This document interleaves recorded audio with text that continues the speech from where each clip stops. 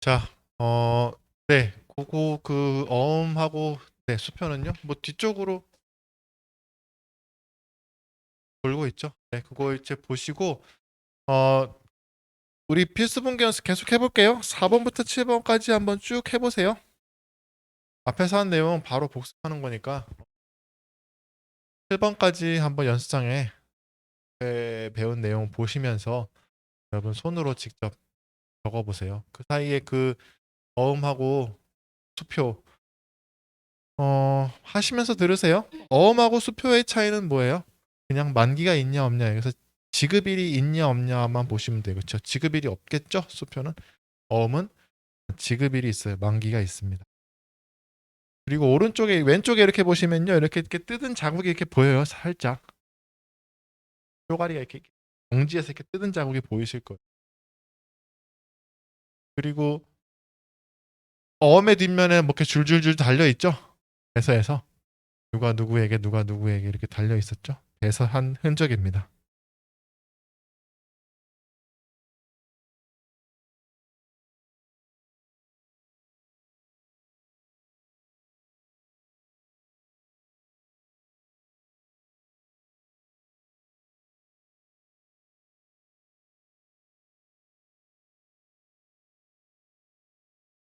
얼마짜리죠? 6천만 원? 2천만 원인가요? 4천만 원? 2천 4천이었어요? 꼭 저 주셔야 돼요. 네, 농담이고요. 그건 다 부도 난 거예요, 이미. 부도 난 거. 부도수표, 부도음이에요. 부도수표, 부도음이니까. 보시고 앞으로 주시면 앞으로.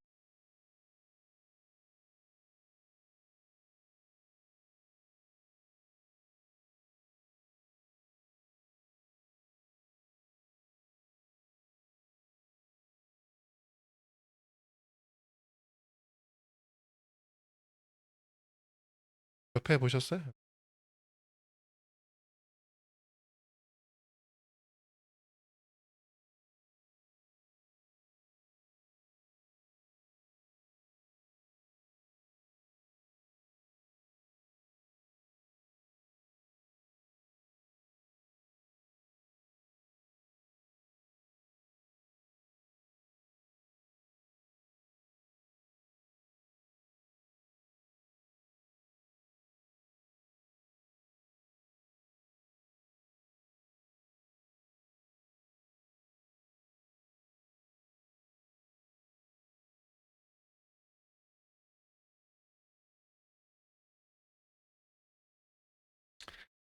뭐, 7번은 제가 설명을 안 했네요.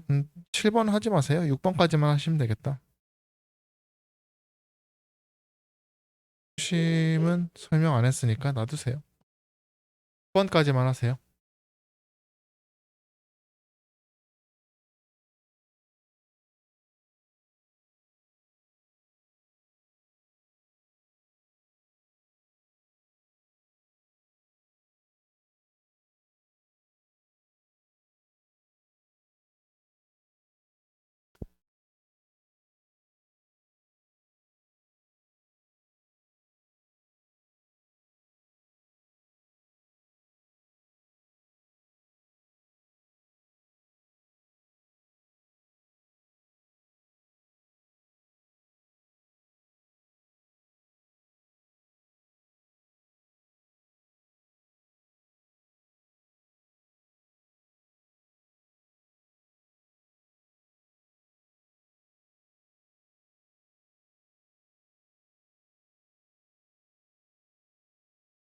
자, 볼까요? 4번이죠? 4번. 거래처 B로부터 원재료를 50만 원에 구입하고, 그쵸? 뭘 샀어요? 원재료를 샀죠? 50만 원치. 그 다음에 이제 대금 얘기가 나와야겠죠. 그러니까 이제 항상 구입하거나 팔았을 때는 뭘 사고 대금 어떻게 했다. 뭘 팔고 대금 어떻게 했다. 뭐 이렇게 구성이 돼 있어요.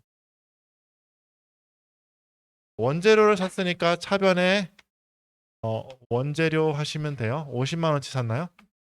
50만 원치 구입하고 대금은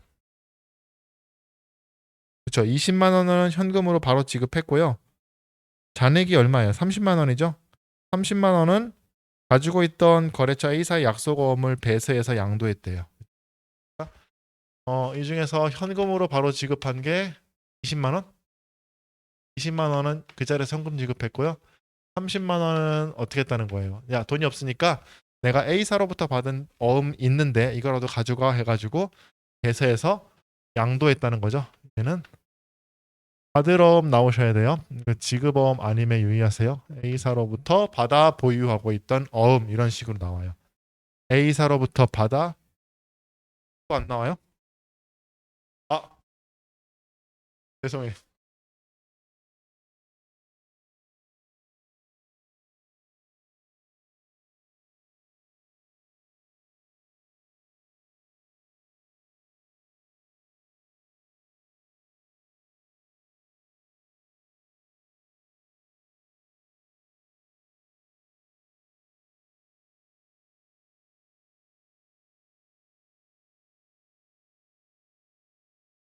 자, A사로부터 받아서 보유하고 있던 이런 표현이 나오면요. 이거는 받으러음을 말하는 거고요. 그거를 양도했다. 그럼 이렇게 대변으로 오시면 되는 거예요. 그 다음에 5번 볼까요? A사에서 받은 받으러움 10만 원을 신한은행에서 할인하여 할인료 3천 원을 제외한 잔액은 보통 예금에 입금되었다. 매각거래로 처리할 것. 할인했다는 얘기죠. 그럼 우리 할인 분기 할 줄 알죠? 어떻게 하면 돼요? 하나씩 하면 돼요. 어음 팔아먹었죠? 어음 팔아먹었으니까 받으러움 대변에 적어주고요. 그쵸? 받으러움 A사 대변에 적어주고 그럼 얼마짜리 팔아먹었어요? 10만 원짜리? 10만 원짜리를 팔아먹고요. 그쵸? 대변으로 팔아먹은 거예요. 돈 들어오죠? 어디다 들어왔어요? 보통 예금에 입금됐어요? 그쵸? 보통 예금 통장에 돈 들어와야겠죠? 보통 예금 통장에 돈 들어오는데 돈 다 못 들어오죠? 그렇죠. 까고 주잖아. 3천 원 까고 주니까 얼마가 들어오는 거예요? 9만 7천 원만 들어오는 거예요. 이 3천 원은 뭐예요? 할인료죠. 할인료. 할인료인데 계정 처리는 어떻게 한다? 매출, 채권, 처분 손실이다라는 거예요. 매출, 채권, 처분 손실이라는 계정 과목. 영업 외 매출 채권을 팔아먹고 생긴 손실이다라는 겁니다. 자, 6번은요. 얘를 계산까지 해보라는 문제네. 그쵸? A사에 대한 받으러온 120만 원을 기업은행에서 할인율 연 10%로 할인받고 할인받은 금액을 당좌예금으로 입금했다라는 거고요.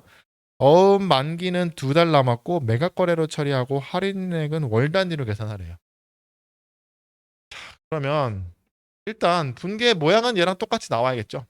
얘랑 똑같이 나와요. 그러니까 모양은 뭐 하나씩 하시면 돼요. 받으러 팔아먹었으니까 받을 얼마짜리 팔아먹었어요? 그렇죠. 120만 원짜리 팔아먹었으니까 대변에 와야 되고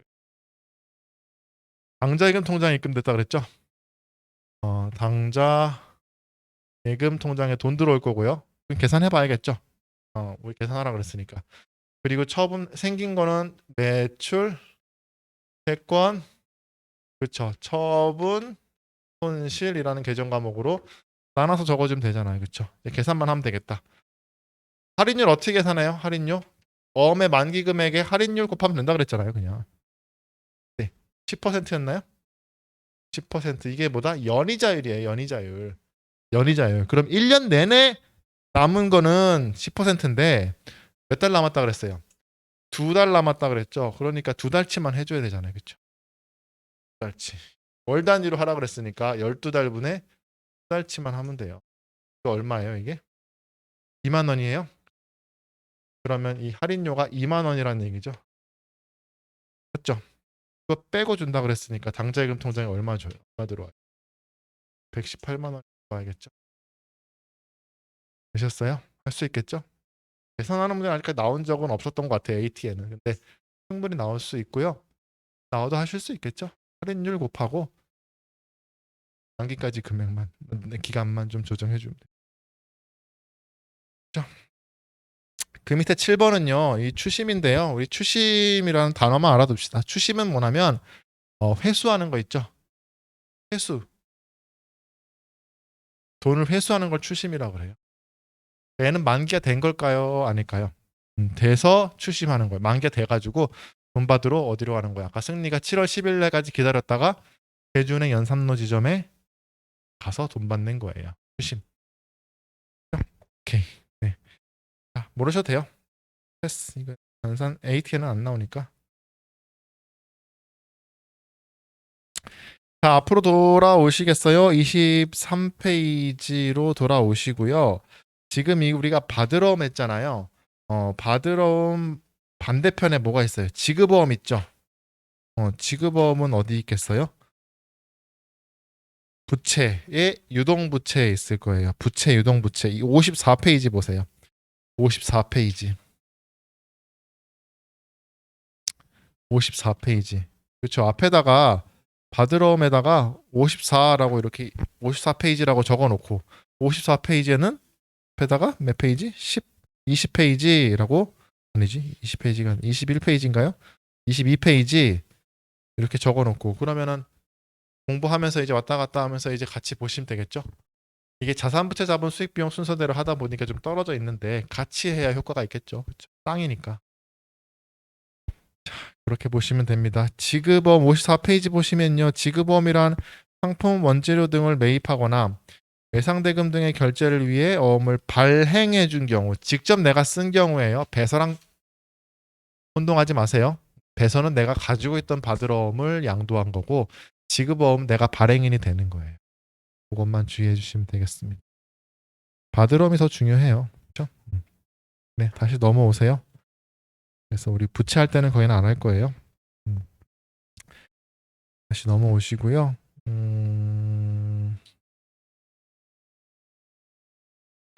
자, 23페이지 기타의 당좌 자산 볼게요. 기타의 당좌 자산 23페이지입니다. 얘는 좀 지울까요? 자, 우리가 이제 당좌 자산하고 있는데 당좌 자산에서 현금 및 현금성 자산했고 단기 매매 증권 이런 거 했고 그 다음에 외상 매출금 바드러움까지 했죠. 그 다음에 나머지 계정 과목들이 이렇게 있는데 제목은 기타의 당좌 자산, 기타의라고 나오지만 비중은 전혀 기타가 아니에요. 엄청 많이 나와요. 어려운 건 아니에요. 하나하나 계정 과목만 놓고 보면 되게 쉽거든요. 근데 쉽다고 해서 안 나오는 게 아니라 이런 기본적인 계정 과목들 시험에 아주 잘 나오는 애들이에요. 근데 어렵진 않아요 전혀. 여러분이 분계 연습만 하나하나 계정 과목의 쓰임만 잘 이해하고 있으면 충분히 하실 수 있고 오히려 이런 것들에서 점수를 따셔야 돼요 여러분. 점수를 이런 데서 따셔야 돼요. 이 얘기를 드리면서 가야겠다. 여러분 우리 시험 공부하고 있잖아요. 그렇죠? 시험 공부 일종의 뭐 자격증을 이제 목표로 하고 있잖아요. 처음에 자격증을 뭐 안 딴다고 생각을 하시던 분들도 따세요. 따면 되지 뭐. 그렇죠? 어차피 공부하는 거. 이 시험이 여러분 좀 잘 요거에 대해서 한번 생각을 해보셔야 되는 게 시험이라는 거는요. 어떤 시험을 준비하느냐에 따라서 공부 방법도 달라져야 돼요. 완전히 달라요. 우리가 시험이 인생을 살면서 시험 많이 보잖아요. 그렇죠? 어, 흔한 자격증 시험부터 아주 어려운 시험, 학교 시험 뭐 많이 있는데 시험의 성격에 따라서 공부하는 방법이 완전 다릅니다.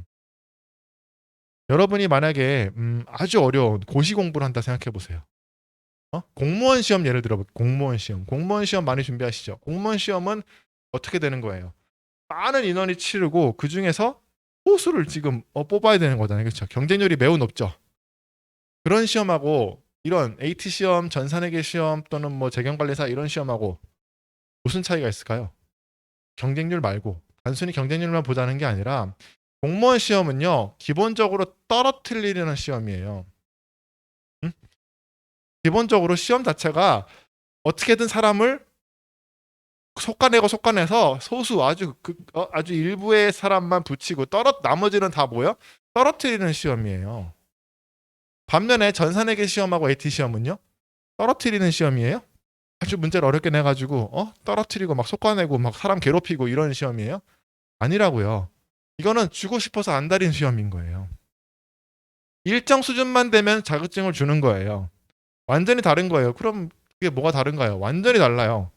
여러분이 만약에 공무원 시험 준비한다 그러면요. 시험 이 공부하는 자세가요. 어떻게 돼야겠어요? 내가 남들보다 뭘 하나를 더 알아야 돼요. 알아도. 무슨 얘기인지 아시겠어요? 남들 하는 건 기본적으로 다 맞추고 실수 안 하고 남들 하는 것보다 다 귀퉁에 있는 거 하나라도 더 알아서 그게 나오기를 바라야 된다고요. 무슨 얘기인지 아시겠어요? 그래야지 하나라도 변별력이 높아진다고요. 근데 전산회계 시험은요. 그러는 거예요? 여러분 AT 시험은요. 남들보다 하나라도 더 알아가지고 진짜 책에 귀퉁에 있는 것까지 공부해가지고 시험을 보는 건가요? 그렇게 보면 떨어져요. 망해요. 안 돼요. 효율적이지도 못하고. 효율적인 방법은요. 뭐예요? 쉬운 거. 네? 가장 기본적인 거. 어려운 거 제껴. 제낀다고 표현하면 좀 그렇고 어려운 거 내가 안 되겠어. 아무리 해도 잘 모르겠어. 그럼 놔둬. 그런데 쉬운 거는요. 기본적인 거는 그럼 무조건 하셔야 돼요. 응? 기본적인 것부터 하셔가지고 점수를 차곡차곡 쌓으면 붙여주는 시험이라고요. 붙여주는 시험. 무슨 얘기인지 아시겠어요? 그래서 어려운 거를 파고 안 되는 거 가지고 스트레스 받을 게 아니라 내가 하다가 보면 잘 하는 거 있죠. 그리고 선생님이 계속 기본적이란 거 계속 말씀하시는 거, 그 다음에 반복되는 거 그런 것만 잘 점수를 모아도 충분히 합격을 해요. 70점이니까. 이 시험은 괴롭히는 시험이 아니라고요. 기본적인 수준만 되면 붙이는 시험이니까 여러분은 공부하는 방법은요. 어떻게 한다? 일단 하다가 안 되는 거 있으면 너무 스트레스 받지 마시고 일단 넘겨. 하다 보면 되겠지라는 마음으로 하시고 끝까지 보고 다시 보고 다시 보고 하다 보면 되는 게 있겠죠. 그게 70점만 넘으면 돼요. 근데 다시 보고 하다 보면 계속 반복되는 게 결국 기본적인 거거든요. 그것만 잘 하시면 된다고요. 단기 매매 증권, 매도하는 증권 어려웠죠. 처음에 할 때. 어렵잖아. 그럼 놔둬 일단. 근데 받으러 외상 매출금 이런 거는 할 수 있거든. 그럼 하셔야 돼요. 근데 시험은 오히려 그게 더 많이 나와. 외상 매출금하고 받으러옴이. 무슨 얘기인지 아시겠어요? 그렇게 하시면 붙는다고.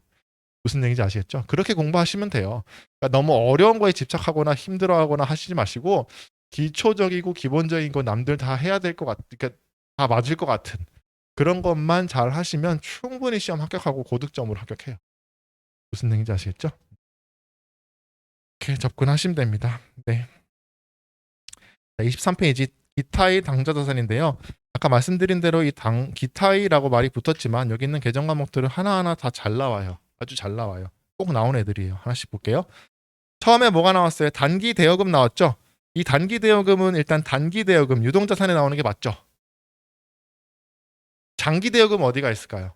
비유동자산에 어디가 있을까요? 그렇죠. 투자자산에 가 있을 거예요. 눈으로 확인만 해볼게요. 장기 대여금은 투자자산에 가 있어요. 어디 있을까요? 좀 왔다 갔다 좀 많이 해야 돼요. 여기는. 재고자산이 끝나고 몇 쪽이요? 30? 40페이지인가요? 40페이지에 있네. 그쵸? 40페이지, 39페이지가 투자자산이고요. 그쵸? 40페이지에 장기 대여금 있죠? 요거 우리 계정 분류 이것도 잘 나옵니다. 이렇게 계정 분류. 장기 대여금은 투자자산, 비유동 자산에 들어가는 거고요. 단기 대여금은 유동자산, 당좌자산에 들어가는 거예요. 그렇죠? 그러면 대여금이 뭐예요? 대여금은 돈을 빌려주고 내가 나중에 받을 권리를 말하는 거죠. 얘랑 다시 23페이지 돌아오세요. 얘랑 잘 이제 나오는 게 차용증서라는 거예요. 차용증서. 우리가 돈을 빌려줬을 때 친구들끼리는 그냥 뭐 말로 하지만 기업에서는 뭐 큰 돈 빌려줬을 때는 뭔가 쓰겠죠. 그 뭔가 쓰는 게 차용증서예요. 그래서 실무에서 만약에 실무 문제에서 차용증서라는 그 증빙이 나왔다. 그럼 대여금 생각하시면 돼요. 돈 빌려주고 돈 빌리는 거. 그럼 차용증서에는 뭘 쓸까요? 마찬가지로 필요한 정보를 적겠죠. 누구한테 언제 얼마를 이자율 얼마로 해서 언제까지 갚기로 약속한다. 도장 꽝. 그렇죠? 그래서 여러분 실무 문제 푸실 때는 누가 누구한테 얼마를 빌렸고 언제 빌려줬고 이자율 얼마고 이런 거를 이렇게 찾아서 이렇게 확인하시면 돼요. 다 나와 있을 거예요. 그렇죠? 사용증서 나오면 빌려준 놈은 대여금, 빌린 사람은 차입금 이렇게 하시면 돼요. 그렇죠? 거기 보시면 23페이지 그 사례 볼게요. 대여 시점 3개월 만기로 현금 3만 원을 대여해 주었다. 그러면은 일단 얘는 3개월 만기니까 단기 대여금 하시면 되겠죠? 3만 원 현금 나가고 차변에 단기 대여금 하시면 돼요. 회수 단기 대여금 3만 원과 이자 1,000원을 현금으로 회수했다. 원금도 회수하고 이자도 받았네요. 그렇죠? 그러니까 단기 대여금 3만 원이 대변으로 감소하고 이자는 이자 수익 계상하고 3만 원과 1,000원, 3만 1,000원을 현금으로 회수했다 하시면 돼요.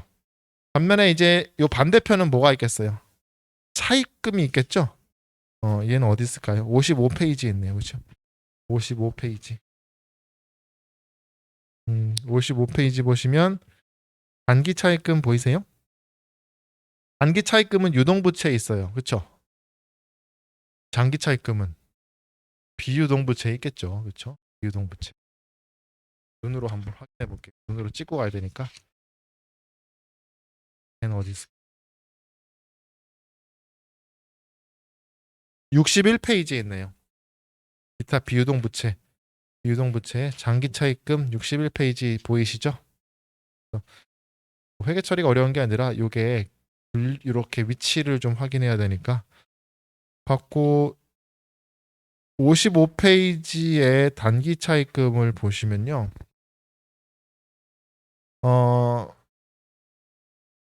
단기 차입금이란 다음에 해당하는 항목으로 분류한다 해서 금전대차 거래에 따라 자금을 빌린 경우로서 보고기한 종료일로부터 만기가 1년 이내에 도래하는 채무라고 되어 있고 그 사례 보시면요. 신한은행으로부터 현금 10,000원을 차입하고 3개월 내에 상환하기로 했다.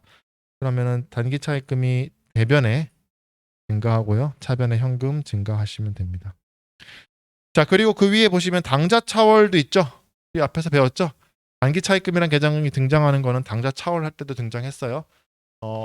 당좌예금 통장에 잔액이 있는데 그 범위를 초과해서 당좌 수표를 발행할 때 은행이 일단 대신 먼저 지급해주고 우리가 은행에 빨리 갚아야 된다 그랬죠. 당좌 차월 부분도 단기 차입금으로 회계 처리한다. 지금 좀 다시 확인해 두시기 바랍니다.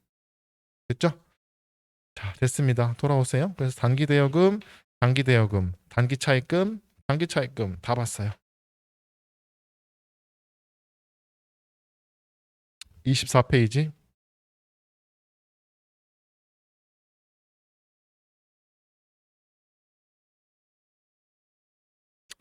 미수금 미지급금도요. 요것도 저 22페이지 24페이지 미수금 있죠? 미수금과 왔다 갔다 해서 좀 죄송한데 상대 계정이 뭐예요? 미지급금이죠. 있을까요? 부채의 네, 감사합니다. 54페이지래요. 54페이지. 네, 54페이지 보시면 유동부채 있죠? 미지급금.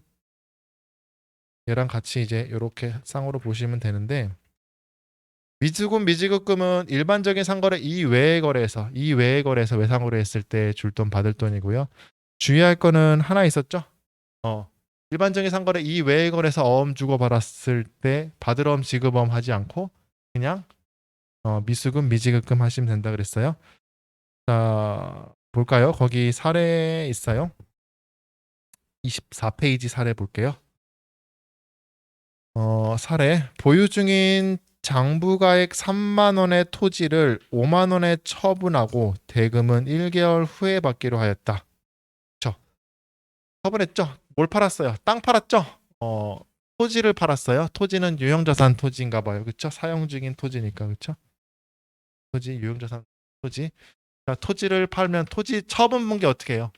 처분 분계 토지가 빠지면서 장부가액으로 빠져야 되는 거죠. 얼마였어? 3만 원? 3만 원. 처분 분계 우리 앞에서 했죠.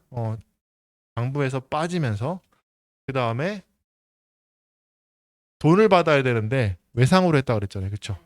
그러니까 이때 여기 미수금 나오면 되는 거예요. 미수금 얼마? 5만 원. 그러면 장부가액은 3만 원이 빠지는데 채권은 5만 원이 늘었어. 잘 팔았죠? 3만 원짜리 5만 원에 팔았으니까 여기 나오는 게 유형자산 처분이익 하고 나오면 되겠죠. 유형자산 처분 이익이 2만 원 이렇게 나오는 거예요. 지금 포인트는 미수금이니까. 영업 외 자, 그게 첫 번째였고 두 번째는요. 보유 중인 장부 두 번째 그 사례 두 번째입니다. 보유 중인 장부가액 3만 원의 토지를 5만 원에 처분하고 대금은 약속어음으로 받았다. 3만 원의 토지를 5만 원에 처분했다. 토지 얼마? 3만 원.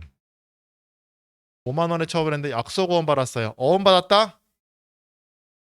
미수금이에요. 받으러음 아니에요. 토지니까 미수금 하시면 돼요. 받으러음 아닙니다.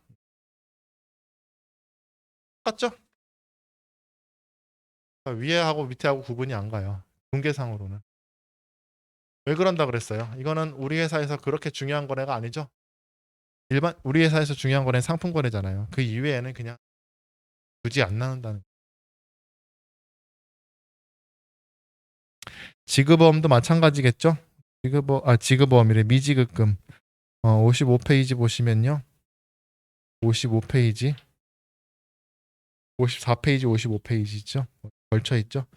거기서 사례 그냥 요거는 그냥 눈으로 볼게요. 55페이지. 비품을 10,000원에 외상으로 구매하였다. 그러면 차변의 비품이고요. 외상이니까 이거는 외상 매입금 아니에요. 미지급금, 미지급금. 그 다음에 비품을 어음으로 구매했다. 차변의 비품이고 대변의 지급어음 아닙니다. 미지급금. 이런 단순한 간단한 것부터 여러분이 차곡차곡 해 나가실 수 있으면 충분히 합격할 수 있어요. 그 다음에 미지급금의 상환은요. 비품의 구입대금으로 지급한 어음 10,000원이 만기가 도래하여 당좌예금에서 결제하였다. 미지급금 지급어음의 감소가 아니죠. 미지급금의 감소로 처리하고 당좌예금 빠져나가면 됩니다. 그렇죠? 자, 됐습니다. 우리가 미수금 미지급금도 살펴봤고요. 그 다음에 24페이지 볼게요. 24페이지. 선급금이죠. 선급금 짝꿍 계정 가면 뭐예요? 선수금이에요. 선수금. 그래서 얘는 일단 선급금이 자산이고 선수금이 부채라는 거 여러분 헷갈리지 마세요. 내가 계약금을 줬죠. 미리 줬죠. 선급했죠.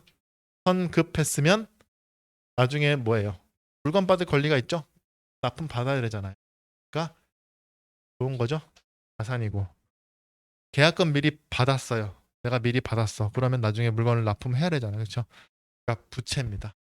선급금 자산, 선수금 부채예요. 이거 시험에 아주 잘 나옵니다. 꼭 나와요. 거의 나와요. 그러니까 잘 정리해 두세요. 항상 양쪽으로 같이 해보시면 돼요. 이 하나의 사례를 가지고 양쪽 입장에서 판매자와 구매자 입장에서 한번 해볼게요. 자, 거기 사례 바로 볼게요. 사례 보시면요.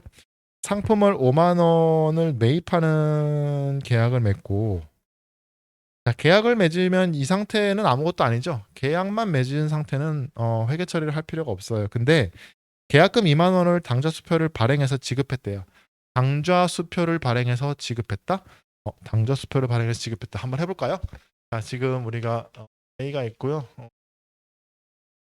B가 있고 이 상태의 거래예요. 지금 주문과 동시에 계약금을 줬죠. 자, A 입장에서 해볼까요? 계약금은 얼마 줬대요? 5만 원을 당좌 수표를 발행해서 지급했대요. 그러면 뭐부터 할까요? 당좌 수표 발행했으니까 뭐가 감소해요? 당좌 수표 발행했으면 당좌 예금의 감소입니다. 앞에서 했죠? 수표 발행하면 우리 예금 통장에서 감소. 내 입장에서는요. 대변에 당좌 예금 적어 주셔야 돼요. 그리고 이거 왜 줬어요? 계약금 준 거잖아. 계약금 준 거잖아요. 그거 뭐라고 적어야 돼요? 그렇죠. 선급금 적어요. 선급금. 선급금이에요. 그렇죠? 2만 원. 자산입니다. 선급금 자산.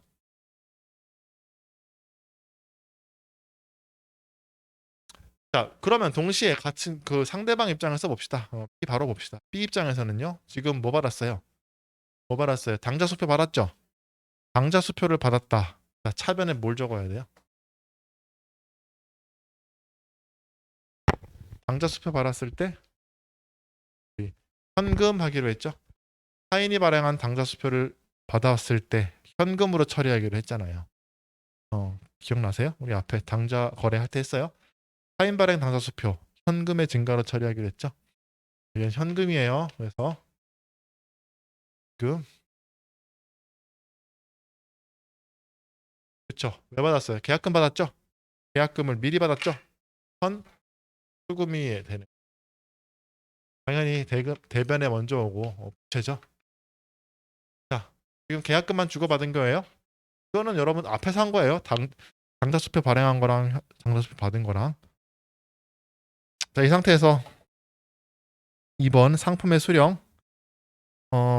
매입하기로 한 상품 5만 원을 인도받았다. 지금 A 입장이죠. A 입장에서 매입하기로 한 상품 5만 원을 인도받았대요. 상품이 도착했다는 얘기죠. 계약금 2만 원을 제외한 나머지 대금은 1개월 후에 지급하기로 했다. 무슨 얘기예요? 외상이죠. 외상. 그러니까 상품이 도착했으니까 A 입장에서는요. 상품 하변에 얼마?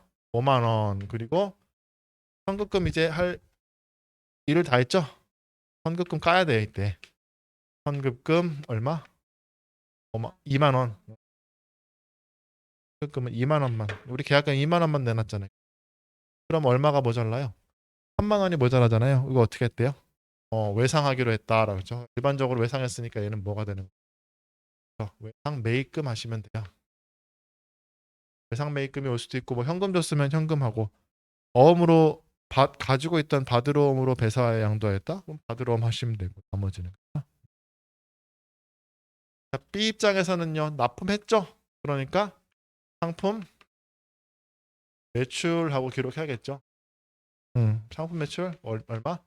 5만 원. 그리고 선수금은 까야겠죠? 선수금은 이제 까야 돼요. 그렇죠? 선수금은 5만 원 까고 3만 원 어떻게 하기로 했어요, A가. 다음에 줄게. 한 달 뒤에 줄게 그랬죠? 그러니까 이거는 외상 매출금이죠. 외상 금 요렇게. 양쪽 다 하실 줄 아셔야 돼요. 양쪽 다 하실 줄 아셔야 되고 갑자기 2번 바로 2번 분계 시켜도 하실 수 있어야 돼요. 네, 바로 그냥 문제에서 대뜸 주문한 상품 5만 원 도착했고 이전에 지급한 계약금을 제외한 얼마는 뭐 어떻게 했다 뭐 이렇게 해도 분개하실 수 있어요. 아시겠죠?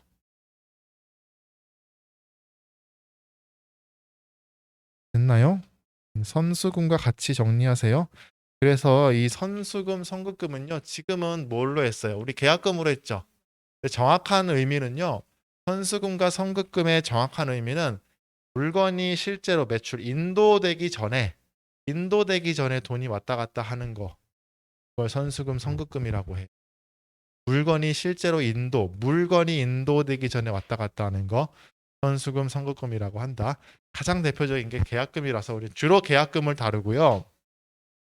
전산세무액에서는요. 요것도 우리 가끔 보는데 AT에서는 안 나오는데요. 우리 이거 있죠, 이거.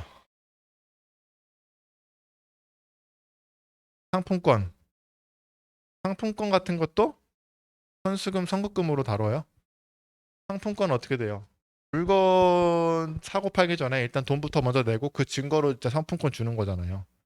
이마트 가가지고 10만 원짜리 상품권 사는 건 뭐예요? 내가 미리 돈 내놓고 그거 가지고 나중에 물건가 계산하겠다는 거 아니에요? 맞죠? 상품권은 내가 미리 돈을 내놓고 그 증서로 지금 받아 놓는 거잖아요. 계약금이랑 뭐가 달라? 물건이 왔다 갔다 하기 전에 미리 돈 내놓는 거죠. 그러니까 상품권 회계 처리도 똑같아요, 이거랑. 결국 똑같은 거라고요. 근데 뭐 복잡하다 그러면 놔두시고요. 계약금, 선수금, 선급금 요거 처리하시면 돼요. 일단 요거부터 잘 하세요. 선급금 자산, 선수금 부채입니다. 됐어요. 됐고 그다음에 그러니까 여기는 계정 과목들이 이렇게 하나씩 하나씩 있지만 얘네들 다 처리하는 방법, 회계 처리 잘 하시면 네.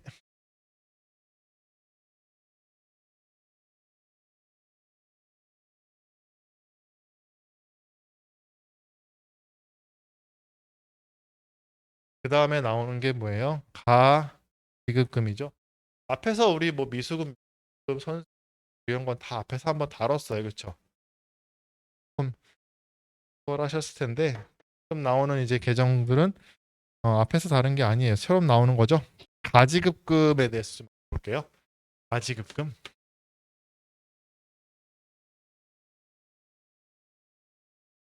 가지급금이고요. 얘 상대 계정은 뭘까요? 가수금입니다. 가지급금. 얘도 어디에 있냐면요. 부채 쪽에 있는데 사실은 정확히 얘기하면요. 요거부터 좀 확인해야 될 것 같아요. 가지급금과 가수금 요 계정은요. 짝이긴 하지만 얘네들은 자산도 아니고 부채도 사실 아니에요. 자산도 아니고 부채도 아니에요. 근데 가지급금은 자산처럼 움직이고요. 가수금은 부채처럼 움직여요. 얘는 자산도 아니고 부채도 아니야. 그럼 뭐냐? 얘네는 우리가 임시계정이라고 해요. 임시계정이 처음 나왔죠. 임시계정이라고 하기도 하고 가계정이라고 하기도 하고 비결산 항목이라고 부르기도 하고 뭐 부르는 사람에 따라서는 다 같은 말이에요. 다 같은 말이에요. 가지급금 가수금은 일단 임시계정, 가계정, 비결산 항목 뭐 이런 애들이에요. 그럼 이게 뭐냐? 말 그대로 임시 계정이에요. 임시적으로 쓰고 없애버리는 애예요. 임시적으로 쓰고 없애버리는 애예요. 언제까지 없애야 될까요? 그렇죠. 이제 좀 말이 통하네. 재무상태표를 보고하는 날이 언제예요? 12월 31일이죠. 12월 31일 전까지는 다 정리가 돼야 돼요. 12월 31일까지는 재무 보고기한 종료일까지는 다 정리가 돼서 빵이 돼야 돼요, 잔액이.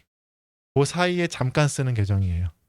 그러니까 얘는 자산도 아니고 부채도 아니라는 거예요. 왜 그러냐면 어차피 없어질 거니까. 재무상태표에 안 나온다니까요. 자산이나 재무상태표에 나오면 안 돼. 안 돼. 그래서 결산할 때 어떻게 할까요? 남아있으면 꼭 다 없애줘야 돼요. 무슨 얘기인지 아시겠어요? 결산 과정 중에 가지급금이나 가수금 임시계정이 남아있네. 그러면 다 잔액을 0으로 만들어서 없애줘야 된다고요. 임시계정의 의미 이제 아시겠죠? 이 중에 필요에 의해서 잠깐 쓰되 결산 과정에서는 반드시 없애줘서 재무상태표, 기말 재무상태표에서는 절대로 표시가 돼서는 아니 되는 계정 과목이에요. 아시겠어요? 임시계정이고요. 그러면 오케이, 임시계정에 대해서 알았어. 이게 어떨 때 쓰는 건지 좀 알아봅시다. 요 임시계정인데 일단 요거부터 정리 다 해봅시다. 죄송합니다. 거기 24페이지 보시면 읽어볼게요. 가지급금이랑 현금 등이 실제로 지출을 하였으나 어쩌고저쩌고 있고요.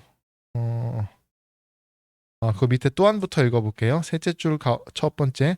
또한 가지급금은 대표적인 미결산 항목 임시계정으로서 결산이 완료되기 전까지 반드시 적절한 계정 과목으로 대체하여 재무상태표에서는 이러한 미결산 항목이 나타나면 안 된다라는 거예요. 그렇죠? 그래서 요것도 좀 뒤로 한번 가셔야 될 것 같은데 페이지 86페이지 한번 보세요. 86페이지. 86페이지. 여기 86페이지 보시면 앞에 우리 재무제표 해가지고 재무상태표 손익계산서의 표시공시 원칙 배웠죠. 유동성 배열법이니 뭐 이런 거 배웠잖아요. 그쵸? 거기 재무상태표에 안 한 거 8번 있죠? 6번인가? 동그라미 6번? 미결산 항목 표시금지 있죠? 그것도 이제 원칙이에요. 미결산 항목 표시금지. 그래서 미결산 항목 가지급금 가수금 오늘 배울 수 있을지 모르겠어요. 현금가부족이랑 계정 과목도 이게 가계정이거든요. 임시계정이거든요. 임시계정 과목 해가지고 얘는 어떻게 재무제표에는 결산 끝난 다음에 나오면 안 돼요. 남아있으면 안 돼요. 다 없애줘야 돼요. 아시겠죠? 오케이, 다시 돌아오세요. 그래서 미결산 항목 표시금지 원칙까지 봤습니다. 자, 그러면 가지급 가수금 요 쓰임에 대해서 우리가 알아야겠죠? 쓰임. 자, 가지급금을 일단 위주로 말씀드려볼게요. 상대 계정이긴 한데 가지급금 알면 가수금도 똑같아요. 상대 반대편이면 되는데 가지급금은요. 이렇게 보시면 돼요. 현금 등이 지출되었으나 금액이나 상대 계정 과목이 아직 확정되지 아니하였을 때 사용하는 계정 과목이에요. 현금 등이 나갔어. 실제로 회사에서 돈이 나갔어요. 네? 현금이라고 해봅시다. 현금이 회사에서 돈이 나갔어. 쭉 나갔어요. 나갔는데 나간 상태에서 두 가지 중에 하나가 확정이 안 된 거야. 아직 확정이 안 됐다고. 그러니까 임시적으로 확정이 안 된 거야. 두 가지가 뭐냐면 첫 번째는 금액이 확정되지 않았거나 또는 상대 계정 과목이 확정되지 않았을 때. 이 두 가지가 다 우리가 이제 시험에 나오거든요. 첫 번째는 영어만 나왔다가 이것도 아주 잘 나오게 됐어요. 두 가지 다 하셔야 돼요. 금액이 확정되지 않았을 때와 상대 계정 과목이 확정되지 않았을 때 요거 두 개 케이스를 봐야 되는데 전통적으로는 일단 요거예요. 금액. 첫 번째. 금액이 확정되지 않았을 때 요거부터 볼게요. 이게 무슨 얘기냐? 금액이 확정되지 않았다는 게. 네? 돈이 나가는데 금액이 확정되지 않았다는 게 무슨 얘기냐? 딱 요 케이스밖에 안 나와요. 출장 갈 때. 자, 잘 들어보세요. 어떤 회사에서 영업부에서 출장을 가겠대. 그래서 기한을 다 해가지고 영업부장의 승인을 받아서 출장 기한서가 올라왔어요. 기한서, 품위서 같은 말이죠. 품위서가 올라왔어요. 내일부터 2박 3일 동안 육지에 거래처를 싹 훑고 오겠대요. 무슨 얘기인지 아시겠어요? 그러면 돈이 필요하잖아요. 출장 가면 돈이 필요하죠. 뭐 법카 들고 가면 되지 않나 이런 얘기 하지 마세요. 이거는 지금 그냥 회계 원리 우리 분계 배우는 거니까 그렇죠? 돈이 필요하잖아. 그러면은 뭐예요? 출장 여비를 미리 줘야겠죠. 응? 대충 숙박비 이 정도, 그 다음에 교통비 이 정도, 그 다음에 뭐 해가지고 거기서 밥 먹을 거 이 정도 해가지고 이 정도 돈이 들겠습니다라고 기한서, 품위서 출장 가기 전이에요. 출장 가기 전에 올려야 안 올려요? 올리죠. 금액 올리잖아. 한 50만 원이면 될 것 같아요 하고 올리죠. 그러면 생각해 보세요. 50만 원 결제 받는 거니까 줘요. 근데 그 50만 원이 정확한 금액이에요? 아니죠. 가서 얼마 쓸지는 정확히 50만 원 쓸지는 모르잖아. 갔다 와봐야 아는 거잖아요. 그렇죠? 그래서 일단 50만 원을 대충 지급하고 대충 산출해서 지급을 하고 대충 주고 나중에 뭐 하자 그러는 거예요. 영수증 가져와. 그러면 그거 가지고 정산해서 줄 거 있으면 더 주고 남은 거 있으면 돌려받을게라고 하겠죠. 무슨 얘기인지 아시겠어요? 그런 패턴인 경우 아주 잘 나와요. 출장 전에 계산이에요. 계산. 이 계산은 대충 계략적으로라는 말이에요. 계산 지급. 출장 전에 계산 지급을 해요. 예를 들어서 현금을 50만 원을 지급했대요. 거기 나와 있나? 거기 있네. 그거 가져합시다. 거기 그 사례 있죠? 24페이지에. 출장 전에 얼마 지급했어요? 8만 원? 출장 전에 8만 원을 대충 일단 주는 거야. 정확히 얼마 쓸지는 모르니까. 그렇죠? 8만 원을 영업사원이 출장 가기 전에 줬어요. 그런데 이 8만 원, 자, 출장 가서 쓴 돈은 우리 비용 뭐로 처리해요? 여비교통비라는 비용 처리하거든요. 출장 가서 쓴 돈 여비교통비인데 이 8만 원이 여비교통비예요, 아니에요? 아니죠. 비용 확정 안 됐잖아, 아직. 그쵸? 아직 확정 안 됐죠. 8만 원은 그냥 대충 준 거예요. 그러니까 여기다가 여비교통비 8만 원 적으면 되겠어, 안 되겠어? 안 되죠. 그렇다고 비워놓을 수 있어요, 없어요? 출장 갔다 올 때가 이렇게는 안 되잖아요. 돈 나간 건 적어야지. 나중에 적으면 되지 않나요? 아니요, 지금 나간 건 적어야 돼. 그럼 여기 비워둘 수가 없죠. 응? 그때 이제 임시계정 과목을 여기다가 이렇게 어떻게 가지급금 적고 8만 원 이렇게 적어놨다가 출장 다녀오죠. 출장 또 정산하죠. 우리 정산하잖아. 어떻게 정산해요? 출장 보고서 가져오고 영수증 이렇게 뒤에 따닥따닥 붙여가지고 얼마 이렇게 썼습니다라고 회계팀이 가져오겠죠. 그러면 어떻게 하면 돼요? 이제 정확한 여비교통비가 나오겠죠. 정확한 여비교통비 나오잖아. 그때 여비교통비를 계산하면 되는 거예요. 그러니까 이때는 출장 갔다 왔으니까 이제 가지급금 할 일 있어요, 없어요? 없죠. 떨리면 돼. 일단 자 보세요, 어떻게 하는지. 가지급금을 그냥 임시계정 과목이니까 잠깐 써뒀다가 없애면 돼요. 다 없애야 돼요. 다 싸그리 없애야 돼요. 이렇게. 그리고 거기 보시면 영업사원이 복귀하여 출장비 사용 내역을 제출했는데 출장비를 얼마 썼대요? 6만 원 썼다고 돼 있죠. 이게 뭐예요? 이게 정확한 사용 금액이죠. 이게 정확한 사용 금액이잖아. 여비교통비 6만 원. 그때 여비교통비를 적는 거예요. 여비교통비 6만 원. 그럼 어떻게 돼요? 8만 원과 6만 원 지금 차이가 발생하죠. 지금 8만 원 가져왔는데 6만 원 썼다고 가져왔으니까 너 뭐 어떻게 해야 돼요? 2만 원 돌려줘 그래야겠죠. 영수증이 6만 원밖에 없으니까. 그래서 나머지 차액은 뭘로 정산했대요? 현금으로 정산했다고 돼 있죠. 그러니까 돌려받아요. 더 줘야 돼요. 받아야겠죠. 8만 원 가져갔다가 6만 원 썼다가 나왔으니까 2만 원 하변에 나오는 거 맞죠? 하다 보면 이게 앞뒤가 맞아야 돼요. 현금으로 정산하는 거예요. 이렇게. 이해되시겠어요? 그러니까 지금 어떻게 됐어요? 현금 8만 원 나갔다가 다시 2만 원 도로 들어왔죠. 그리고 가지급금 생겼다가 없어졌고 여비교통비 6만 원 딱 돼 있죠. 맞죠? 그러니까 이거를 통틀어서 놓고 뭐 어떻게 된 거예요? 현금이 나갔다가 들어왔지만 어쨌든 큰액으로는 6만 원이 나가는 거고 여비교통비 6만 원 비용 계산된 거죠. 굳이 많이 나와요? 가지급금에서 현금 등이 지출되었으나 뭐요? 아직 금액이 이 상태에서 확정된 게 아니잖아. 그러니까 일단 임시로 이렇게 적어놓는 상황. 됐죠? 이거는 금액이 확정되지 않았을 때. 자, 이게 거의 항상 대부분 이렇게 나왔는데 이제는 실무에서 이것도 나와요. 이런 경우 상대 계정이 확정되지 않았을 텐데 이거는 실제 실무에서도 엄청 많이 나오고 골머리가 아픈 상황인데 지금 요거예요. 금액 확정되지 않았을 때 요거 지금 하는 건 상대 계정 과목이 확정되지 않았을 때 무슨 얘기냐? 돈이 나갔어.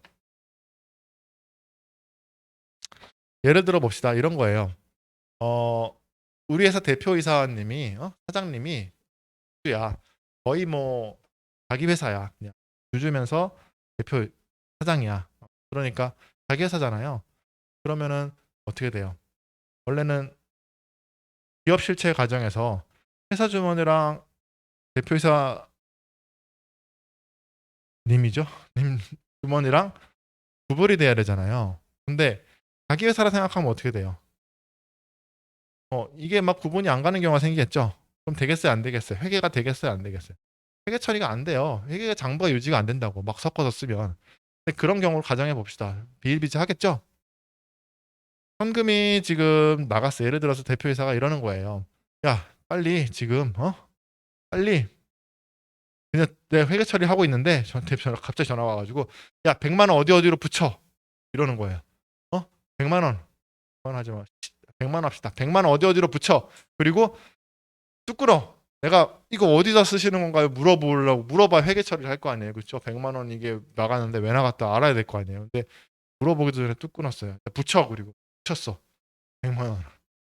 100만 원을 붙였어.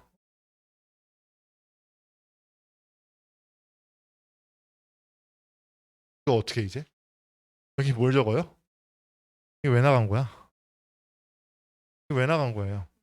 모르지. 대표이사 긴급 전화 뭐 이렇게 적을까요? 여기다가? 적을 게 없어요. 여기다가 적을 수가 없어. 적을 수가 없다고. 적을 수가 없어서 그때는 어떻게 한다? 어떻게 한다? 그냥 가지급금 대표이사 가지급금입니다. 대표이사가 그냥 쑥 빼간 거. 이렇게 해놓고 나중에 대표이사님 돌아오시면 저 아까 가져가신 거 그거 어떻게 된 건가요? 라고 여쭤보고 여쭤보고 그거 예를 들어서 거래처에 외상매입금 갚은 거야. 그러면 어떻게 하면 돼요?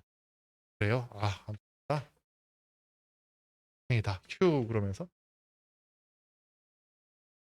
지금 뭐예요 이거? 외상매입금 하면 되겠죠. 외상매입금 해피엔딩이죠. 다행이야. 그렇죠?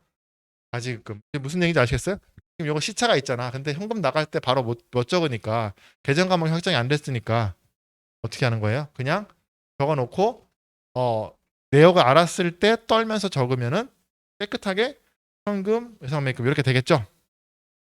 이건 해피엔딩이죠. 근데 시험에서는 이게 이제 가지급금의 어떤 그런 교과서적인 거고요. 순간 시차가 있을 때 이렇게 적어놓고 이렇게 적는 게 이제 교과서적인 거고요. 실제 시험에서 머리가 아픈 건 왜 아프냐면요. 외상매입금 갚는 거면 좋은데 어? 예를 들어서 더 100만 원을 가져가는데 나중에 물어보니까 아 그거 우리 아들 유치원 등록금이야 뭐 이러는 거예요. 아들 유치원 등록금이 아 그렇군요. 뭘 적어야 돼 여기다가 현금 나간 거 뭘 적어요? 유치원 등록금이 뭐 교육훈련비인가? 뭘 적어야 돼 여기다가? 적을 게 없어요. 왜냐하면 회사 입장에서 회사 비용도 아니고 회사 자산도 아니에요 그건. 네? 무슨 얘기인지 아시겠어요? 회사 입장에서는 그거는 회사 비용도 아니고 회사 비용 교육훈련비가 되려면 또는 복리후생비가 되려면 회사 직원이 되든지 회사 뭐 관련된 비용에 대지 회사에 관련된 비용이 되는데 유치원은 아들은 직원도 아니고 아무것도 아니잖아. 그러니까 회사 비용이나 뭐 회사 자산으로 처리할 수가 없는 거예요. 여기 오는 건 비용 아니면 자산이잖아. 차변에 오는 거. 그러니까 비용이나 자산 아무것도 안 돼. 그랬을 때 애매한 거예요. 와 적을 거 없네 진짜. 그러면서 그때 적는 것도 뭐다? 가지급금이에요. 이렇게 가지급금. 가지급금 적어놓고 얘는 대표이사 가지급금이다 그래가지고 대표이사가 일단 가져간 돈, 잠시 빌려간 돈 이렇게 회계 처리해야 돼요. 그랬다가 나중에 어떻게 한다? 가지급금 떨면서 그렇죠? 가지급금 떨면서 가지급금 100만 원 떨면서 어떻게 해야 돼요? 100만 원 주세요라고 그래야겠죠? 100만 원 도로 입금해 주세요. 현금 주세요. 얘기해야지 되겠죠? 이렇게 얘기하면 잘리겠죠. 너 나가 그러겠죠. 그렇죠? 너 뭐야? 뭐 내 회사에서 내가 마음대로 돈 쓰는데 이게 힘든 거예요, 이게. 이거 언제까지 처리해야 돼요? 결산 때까지는 처리해야 되는데 대표이사가 계속 돈을 막 빼가네 이렇게. 자기 월급으로 가져가는 것도 아니고 배당도 아니고. 되겠어요, 안 되겠어요? 안 돼요. 그렇게 하면 안 된다는 거예요. 회계는 그냥 이렇게 하면 돼. 회계는 그냥 이렇게 하면 그냥 가지고 남겨놓으면 돼요. 근데 문제는 뭐냐면 세법에서 문제예요. 세법에서. 세법이 제일 싫어하는 게 세법에서 제일 싫어하는 법인세 제일 싫어하는 게 이 대표이사 가지급금이에요. 대표이사 가지급. 대표이사가 돈을 막 쑥쑥 빼간 거 있죠. 정당하게 월급으로도 아니고 배당으로도 아닌 그냥 자기 돈처럼 자기 주머니처럼 쑥쑥 빼간 거 대표이사 가지급금으로 처리하고 이 대표이사 가지급금은요. 회계는 그냥 그냥 그래 이렇게 그냥 가지급금 처리하고 재무상태표 이거 대충 이렇게 하면 되는데 세법은 이거를 직접적으로 제재를 가해요. 그냥 간단하게 말씀드릴게요. 이게 세법은 나중에 법인세 가시 나중에 이제 수준이 올라가시면 배우면 되는데 세법의 제재는요 크게 세 가지가 있어요. 세 가지. 세 가지로 제재를 해요. 첫 번째는 이런 가지급금이 많잖아요. 대표에서 돈 빼간 게 많잖아요. 그러면 이거에 대해서 세법은 이자를 인정이자라는 걸 받아요. 인정이자. 인정이자. 가지급금 인정이자. 이건 뭐냐면 그만큼 돈 빌려간 거로 보는 거예요. 빌려갔지? 그 사이에 이자, 적정한 이자, 입금으로 봐서 즉 회사의 수익으로 봐서 법인세 가산할 거예요. 법인세 추가로 내게 하고 인정이자. 그 다음에 요거는 이제 이자 측면이고요. 그 다음에 만약에 가지급금이 있는 회사가 차입금도 많네. 은행에서 돈을 막 빌렸어. 그러면 이 말은 무슨 말이에요? 이 회사가 은행에서 돈 빌려가지고 대표이사 막 빌려주는 거잖아요. 그렇죠? 무슨 얘기 아시겠어요? 그러면 이것도 이 차입금에 대한 이자도 비용으로 보지 않겠다. 지급이자 손금불산입이에요. 이자로 보지 않겠다. 이 비용으로 처리 안 해주겠다라는 거야. 이 차입금에 대한 이자도. 그렇죠? 그건 인정이자 그다음에 지급이자 손금불산이 있고요. 제일 큰 제재는요. 마지막에 대표이사 상여처분이에요. 상여처분. 이거는 소득처분이라고 그러는데 이거는 이 100만 원을요. 대표이사가 보너스 받아간 걸로 보는 거예요. 보너스. 그래서 뭐 해요? 대표이사 소득세를 과세해요. 대표이사가 이거 다 너 상여금 보너스 받아간 거지 해가지고 소득처분해서 대표이사의 소득세를 부과해요. 꽤 높게 나오겠죠. 세 가지 제재가 있어요. 그래서 사실 하면 안 된다기보다 싫어해요. 세법이 상당히. 예. 이거가 많이 쌓여 있잖아요. 100만 원 정도면 뭐 문제 안 되는데 몇 억씩 쌓여 있는 회사들이 많거든요. 그거 다 정리를 해야 돼요. 그럼 어떻게 해야 되냐? 현실적으로 정리할 방법이 마땅치가 않아요. 그럼 어떻게 하냐면 대표이사님한테 보통 이제 어떤 컨설팅을 하냐면 가능하면 일단 기말 전에 다 갚으세요. 일단 넣어놓으세요. 그랬다가 다시 빼더라도 기말 전에 안 띄우려면 어떻게 해요? 다 넣어놓으면 되겠지. 한 이틀만 넣으면 되잖아요. 그렇죠?